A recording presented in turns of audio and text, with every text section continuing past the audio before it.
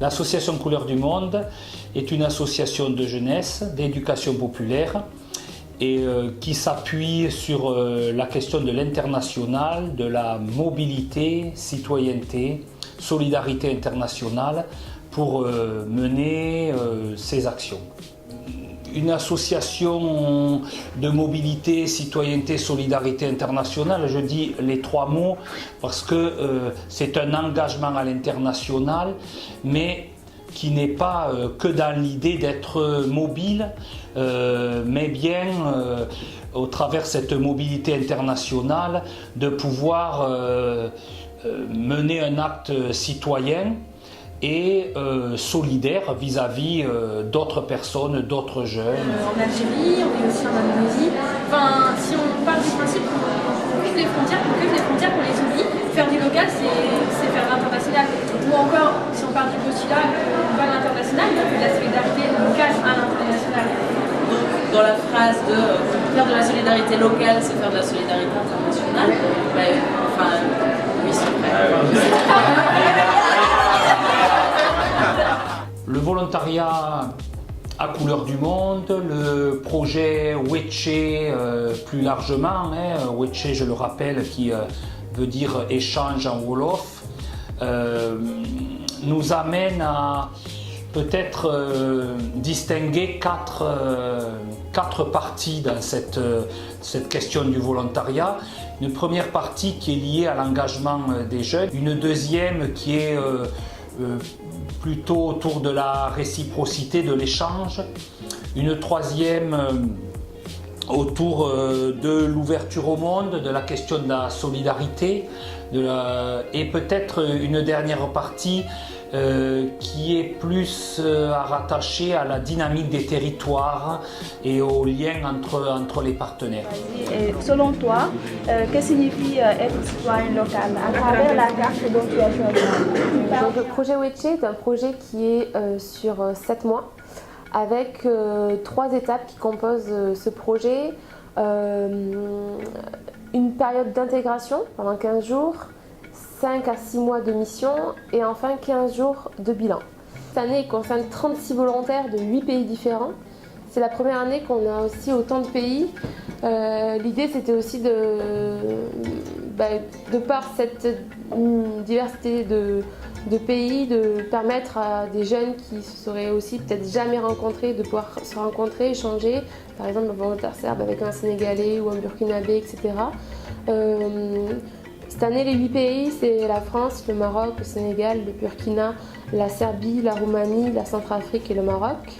Pendant la période d'intégration, les volontaires français et internationaux se réunissent pour, dans un premier temps, faire connaissance, aussi créer un petit peu une cohésion de groupe parce que pendant 7 mois, même s'ils ne seront pas dans la même structure, ils vont se côtoyer, échanger sur des outils, sur leur perception de la vie dans leur pays d'accueil, etc.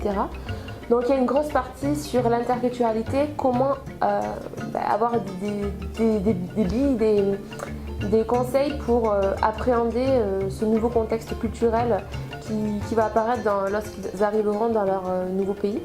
Quand on est arrivé le premier jour, qui c'est que je vois, je me dis ça c'est Georges, c'est lui avec lui tu vas échanger, tu vas prendre sa place à mon rugby. Donc là j'étais un peu perdu genre je savais pas, je connaissais un peu personne. Et là t'as Georges qui fait on va prendre une chanson, ce sera la chanson du...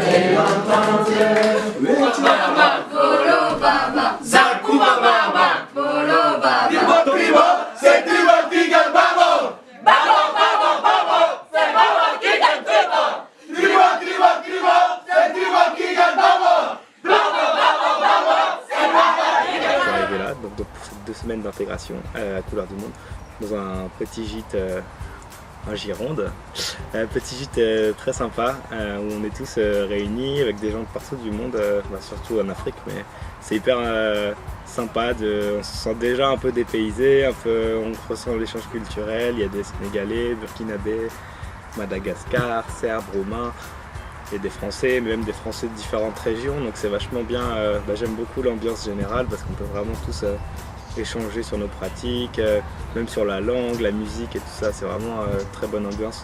Et le format est très, très cool, quoi. Le cadre du gîte fait qu'on est assez décontracté, qu'on vit tous ensemble. Puis à travers ça, on a aussi des formations plutôt intéressantes. Bonne intégration à tous, ravi d'être avec vous. 2, 3, et Théma. Les gars, attends. Ok, mais par contre, on essaye de pas savoir qui est de l'autre côté, d'accord? On vient là. Allez, je te retire. Non, une personne. Allez, 1, 2, 3. On est sollicité par le lycée de La Réole qui nous a demandé de parler à leurs petits lycéens des questions autour de l'engagement et de la mobilité. Là ça va. Sauf qu'ils nous ont demandé d'intervenir dans leurs 15 classes en simultané. Nous allons vous poser quelques questions pour rentrer dans le débat. D'abord, est-ce que vous avez une fois entendu parler de l'engagement? Sur cette notion d'engagement, on s'est dit que ça pourrait peut-être intéressant que par la mise de couleurs de post-it, donc vous prenez un stylo, et que sur la couleur jaune par exemple, ou attendez, avant de commencer. Du coup là on a fait chaque mot séparément, on a fait l'engagement et la mobilité, mais si on essaye de lier les deux, est-ce que pour vous, engagement et mobilité, l'un entraîne l'autre, ou est-ce que c'est que deux mots séparés?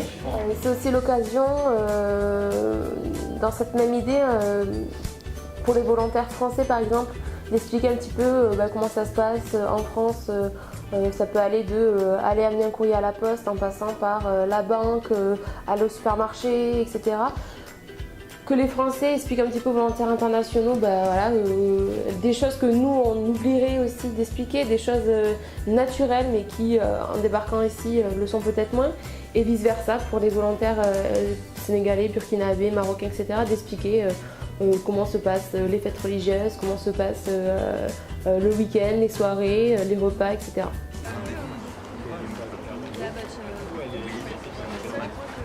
Cool. C'est comment piquer? Bon, c'est pas comme ici. Bon, il y a beaucoup de voitures, les passerelles, beaucoup de vendeurs. Et quand il pleut, il y a des boues. Ouais. Un peu partout. Il y a des maisons qui s'inondent là-bas aussi, de Pékin à Guédiawaye. Et cette association, elle est dans Kolda? Oui. Et il y a des salariés ou c'est que des bénévoles? Oui, il y a des salariés et des bénévoles aussi. D'accord, c'est une grosse c'est quand même une association qui est assez grosse, quoi. Ouais, on peut dire ça. Jaune, l'arbitre est gentil. Il est gentil, l'arbitre. Non, mais c'est du rugby. Il est gentil. Un coup de poing comme ça, c'est carton rouge direct. Boum. Un coup de poing comme ça, c'est carton rouge. Mais tu sais qu'en plus, il a fini KO l'autre. Hein. Ouais, là c'est rouge direct, l'arbitre il a été gentil. Ouais. Allez, montez. Il est fait le buisson, il peut rebondir, je pense. Je l'ai, vas-y, je l'ai. Allez, ici, touché. Allez, ici. Oh là là. J'ai Thomas. Recule. Allez, viens de ce côté. J'ai Quentin. Non, voilà, tu l'as lu, j'ai Quentin. Thomas. Ouais. J'ai Quentin. Je vais faire. Tu le fais. Donc moi je peux dire ce que je veux. Ouais. Ah non.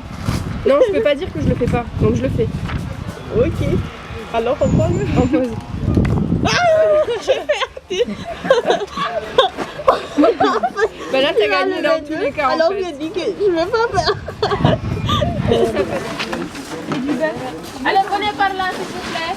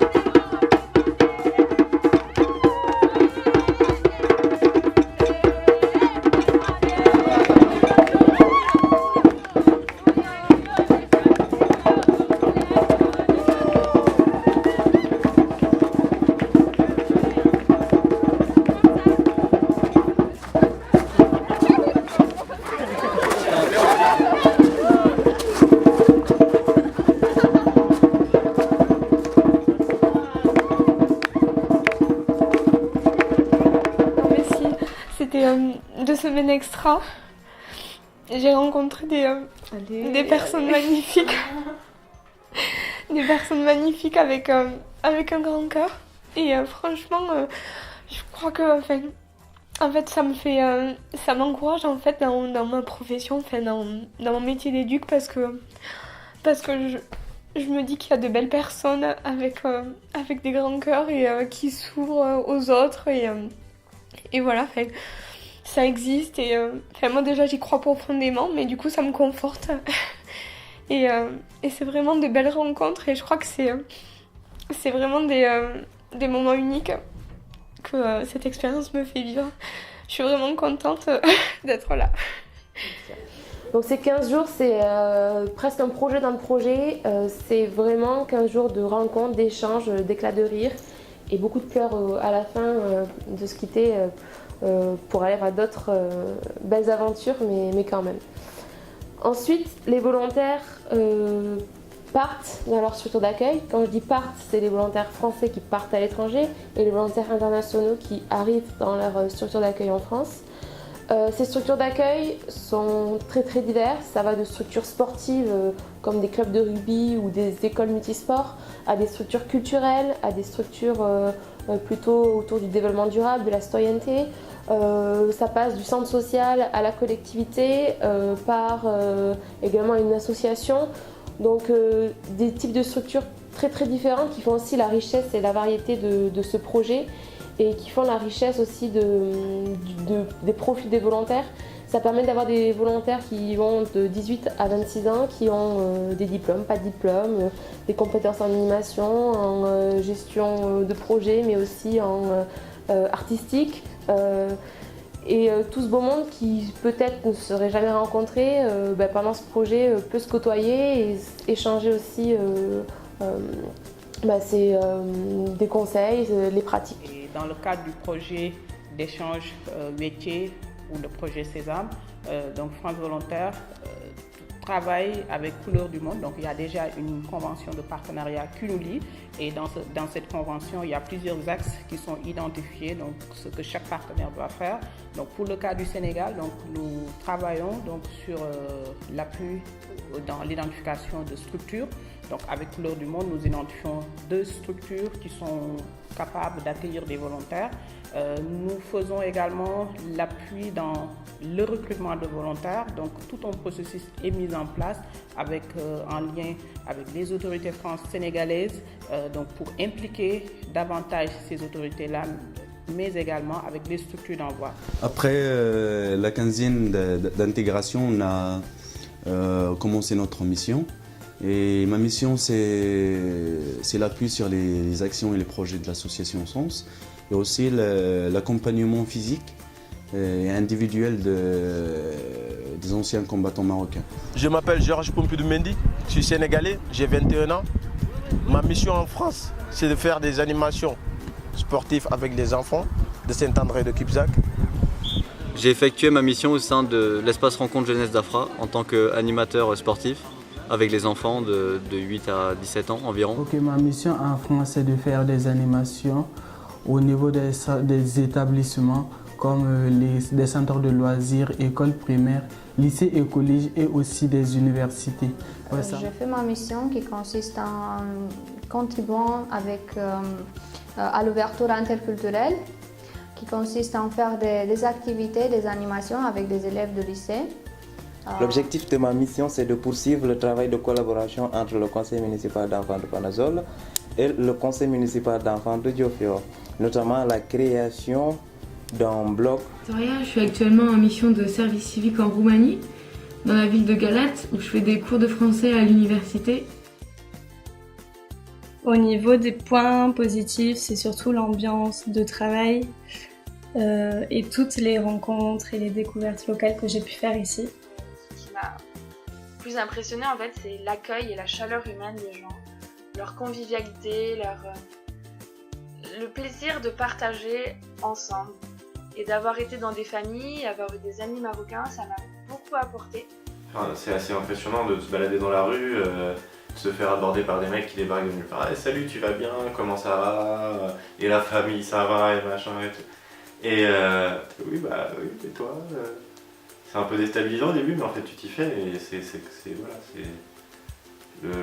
l'ouverture aux autres se fait plus naturellement. Je me suis retrouvé, je crois, la première semaine où j'étais là, je me suis baladé un peu tout seul dans la ville et au bout de 2 heures, je me suis retrouvé assis en train de bouffer des fruits avec des mecs que je venais de croiser. Et à la fin, en partant, j'étais invité au mariage de la sœur, quoi. De la sœur du gars, donc ça se fait très vite, quoi. C'est là tout, ok, pourquoi pas, allez. Mais ouais, c'est un sens, voilà, on retrouve le côté humain, le côté relationnel dans ces choses-là, donc c'est bien, ça fait du bien, ça fait un petit bol d'air frais des fois, genre, de retrouver un peu un contact avec l'autre.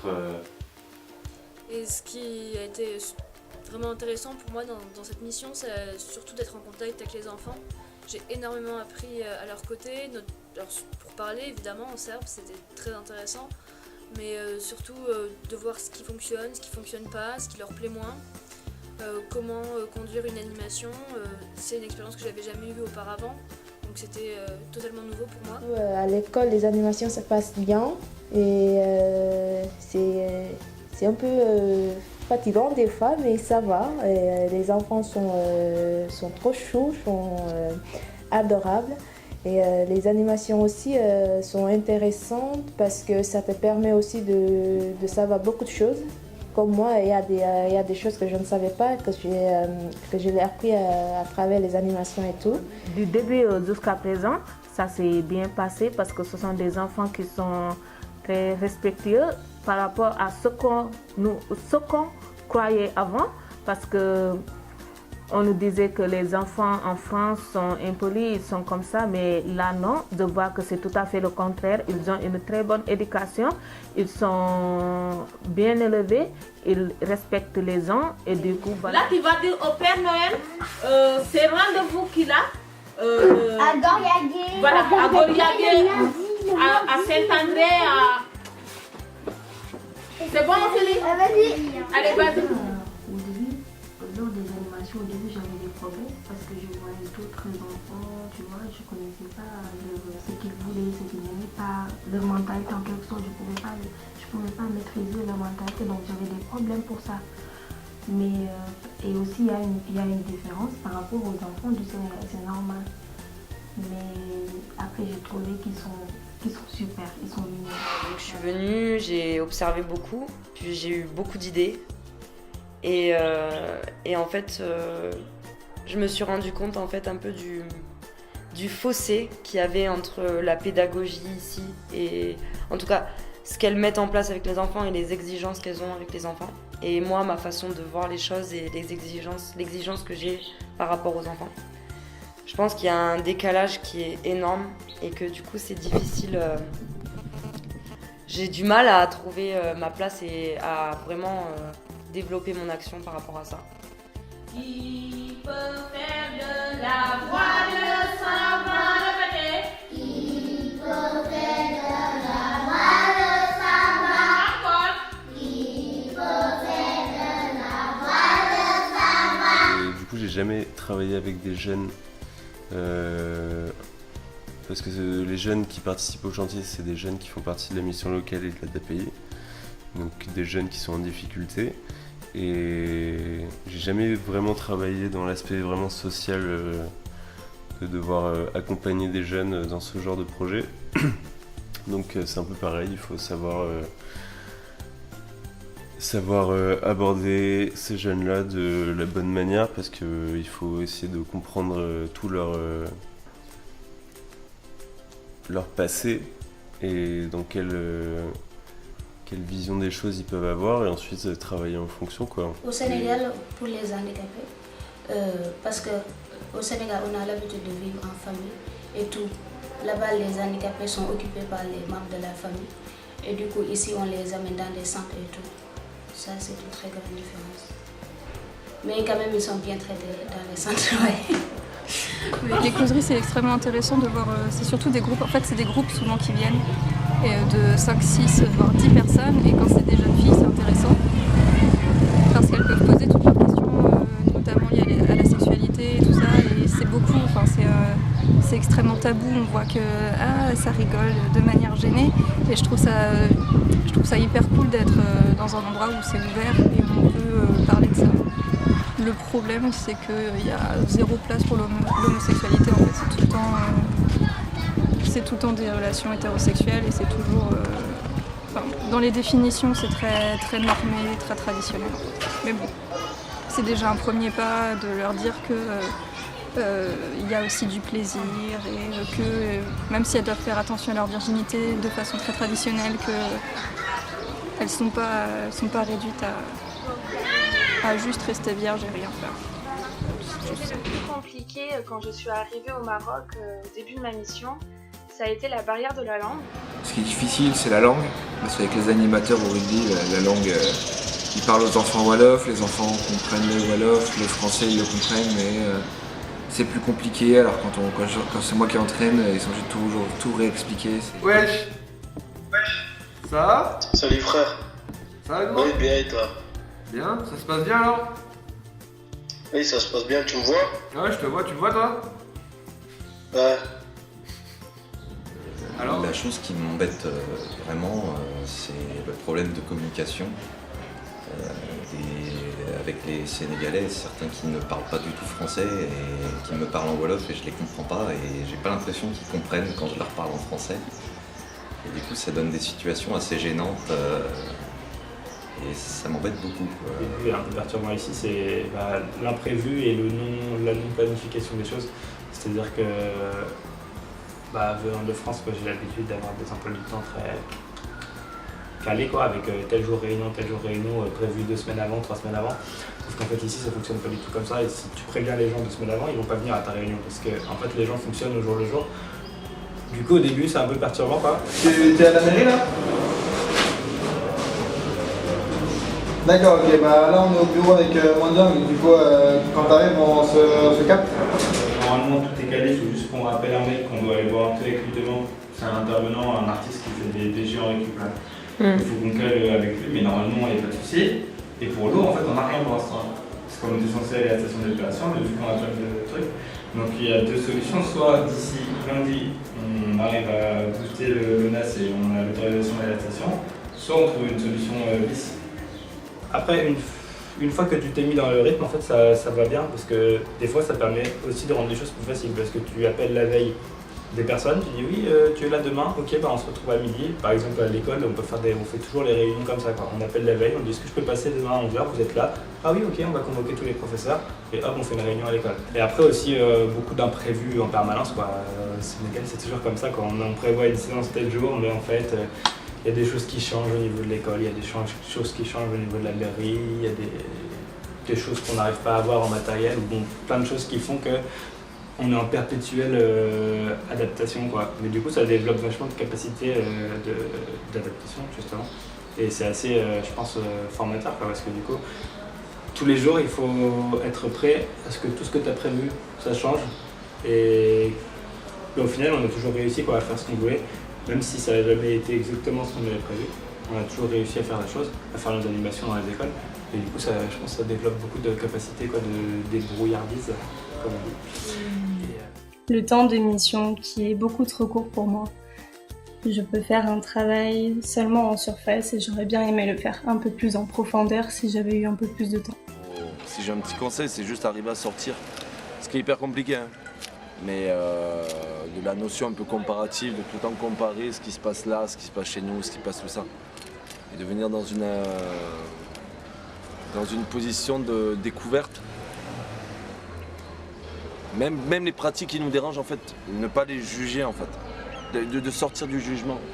C'est pas dire tout accepter ou tout dire ah c'est génial, mais c'est juste sortir du jugement et comprendre, en fait. Comprendre et essayer de saisir les différences culturelles, de saisir la philosophie locale, tout ça. Dans la mission de service civique, il y a du positif comme du négatif. On prend tout ce qu'il y a à prendre dans le positif. Mais je me rends compte en fait que le négatif est vraiment nécessaire, que c'est grâce à lui qu'on va pouvoir apprendre, alors plus violemment la vie en quelque sorte, mais vraiment qu'on va pouvoir apprendre les choses rapidement. J'ai bien réfléchi toute la semaine, tout le week-end. Franchement, j'étais un peu bouffée de l'intérieur. Et du coup, j'ai décidé d'arrêter mon volontariat à CZ. Ok. Parce que... Et qu'est-ce que... Oui, vas-y. Enfin, en gros, du coup, je l'ai dit à Baïdi, j'ai dit que je pouvais plus profondément travailler avec lui. Enfin, que j'arrivais pas, enfin, que dans le fond, le projet m'intéresse, le projet solide, j'aime vraiment ce qu'on fait, mais dans la forme, j'arrive plus à... Enfin, son mode de fonctionnement, j'arrive pas à travailler avec lui. Enfin, j'essaie de discuter, j'essaie de faire des efforts, j'essaie de me dire que culturellement, on est différent, dans notre éducation, on est différent, mais je pense que ça, au-delà de ça, je pense qu'il a un mode de fonctionnement qui me convient pas du tout. Enfin, c'est complètement vertical et unilatéral. Je suis pas du tout dans un échange avec lui. Enfin, ça va que dans un sens et j'arrive pas. Pour moi, ça me correspond pas.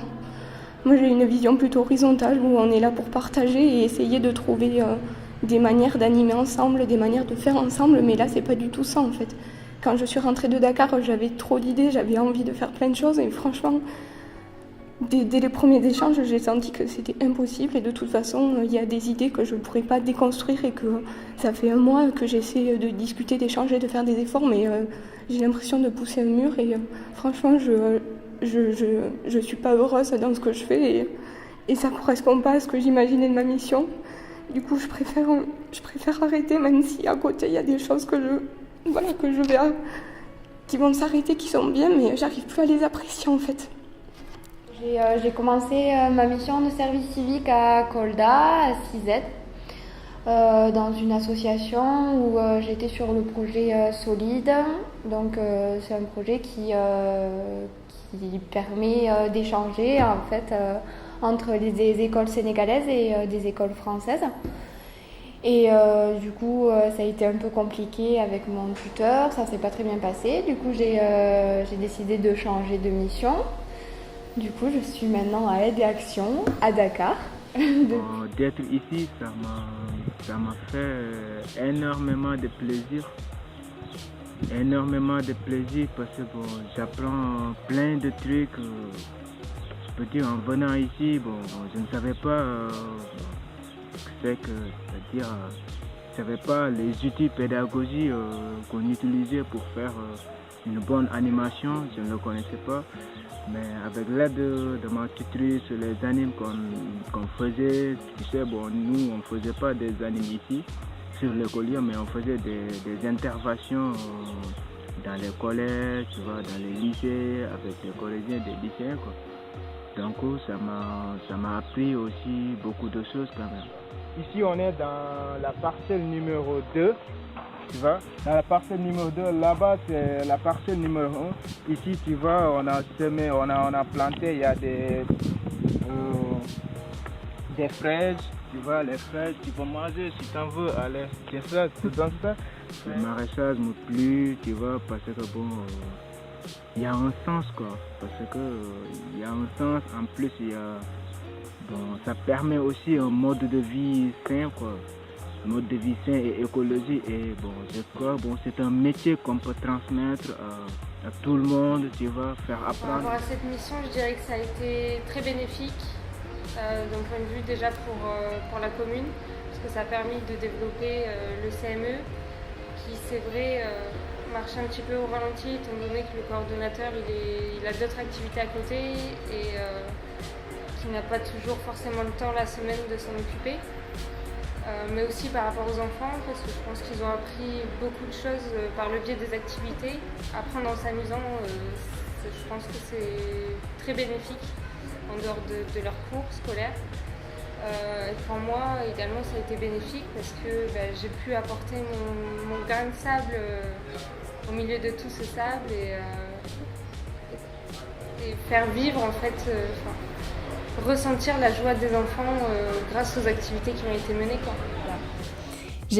Je suis vraiment reconnaissante d'avoir pu vivre une expérience comme ça parce que en plus c'est vraiment un contexte qui me correspond par rapport à mon tempérament. J'aime être autonome et là j'étais carrément autonome.